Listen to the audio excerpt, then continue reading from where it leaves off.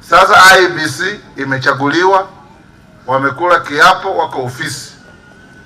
Ile tunaomba viongozi hasa wa kisiasa, muache kuleta siasa isiyo na maana kwa IEBC, tuwaachie wafanye kazi. Let's leave them to settle in so that they can acclimatize and start working. They have their tray full. They have to register new voters. They have to clean the old register and remove dead people.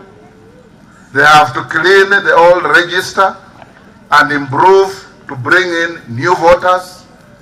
They have to look at the boundaries ya constituencies. Siamini wana nafasi ya kufanya, lakini ya wards pengine watafanya, because constituencies already we have 290. Hawawezi kuongeza constituency nyingine. Lakini kuna ile ya kugawanya wards ili kusaidia wananchi wapate huduma karibu. Hiyo wanaweza kufanya, nafikiri, na wakifanya tuwasaidie, tuwaunge mkono wafanye kazi yao.